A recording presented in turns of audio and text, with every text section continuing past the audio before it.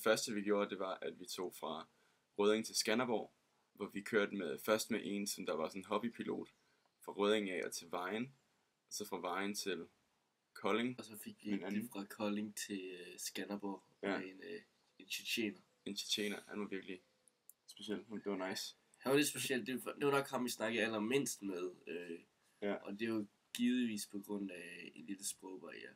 Det er det. Han var ikke så glad for at snakke dansk i hvert fald. Men han fyrede noget rigtig fedt sådan russisk musik af eller et eller andet. Ja, det var jeg meget glad for. Så kom vi til Skanderborg, og der gik vi ned på bøgescenen og sang en sang, som I nok kender. At lære er at bøje sig over livet selv, og fylde sind og øje med tankens himmelvælv.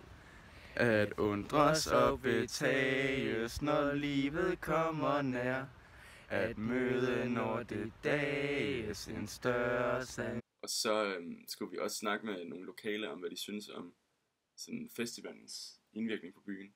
Og der fandt vi så nogen, som nogle af os måske kender. Ja, som vi kan se lige her. Hvad mener du omkring festivalen, altså Skanderborg Festival? Og hvad betyder den for Skanderborg? Selve betydningen, det er, at der er meget gang i byen. Efterfølgende så tog vi selvfølgelig ned på Langeland, hvor vi havde vores anden post. Og vi skulle ned på det der fort, det der Langelands fort, sådan et koldkrigsmuseum. Det var sjovt, den der vi kørte med ned på Langeland med kyllinger i bagagerummet. Ja, det er på tide, det var da ikke rigtig været ude. Nej, det er rigtigt. Vi var faktisk hen og se bøgescenen. Ja. Men det var kun os, der var der jo. Ja, det var ret sjovt. Det var rigtig nice. Han kørte os helt til færgen. Og så tænkte vi, at nu, hvor vi alligevel er på Langeland, så kan vi lige så godt tage over til sådan juvelen af det sydsjællandske øhav, Lolland. Og tage hjem til min mor og far og sove og spise pizza og se fodbold og sådan noget. Det var rigtig hyggeligt. Det kørte til færgen igen, hvor vi så fik lov til at komme med nogle andre passagerer mod... De skulle til Svendborg, ja. Men det var sgu egentlig bare lige at banke på ruden og spørge, om vi ville komme med. Og så mødte vi sådan en meget frisk kvinde i 50'erne fra Roskilde, som hvis mor stammede fra Sydlangeland. Hun skulle så ned og inspicere hendes mors grav. Og så tog hun lige også med hele ned og vejen til fortet. Det var fedt. Ja, så der kom vi jo så ind, hvor vi så skulle snakke med Per Henrik Hansen, tror jeg der, og spørge til hans nye bog. Men han var desværre ikke, fordi han havde kontor oppe i Rudkøbing. Vi så hans bog, og vi fik præsenteret hans andre bøger, og den så rigtig god ud.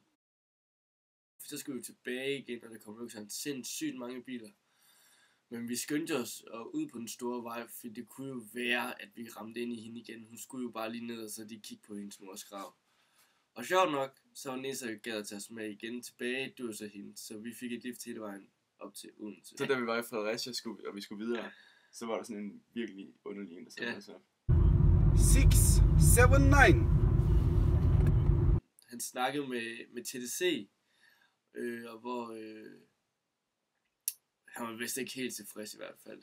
Han skulle i hvert fald betale nogle gebyrer, som ikke var helt gebu. There is a lot of gebu. I don't remember how many. Exactly. I paid a gebu. Som jeg ikke var helt tilfreds med.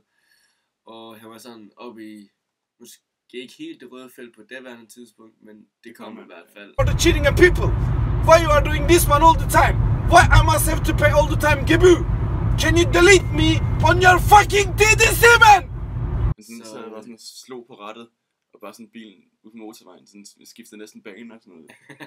Men altså, vi kom tilbage til Rødding, det var en mega fed tur. Ja. Man kan sige, at vi kom fra Rødding til Skanderborg, til Lolland, til det sydligste Langeland, og tilbage til Rødding på under 30 timer og for 0 kroner.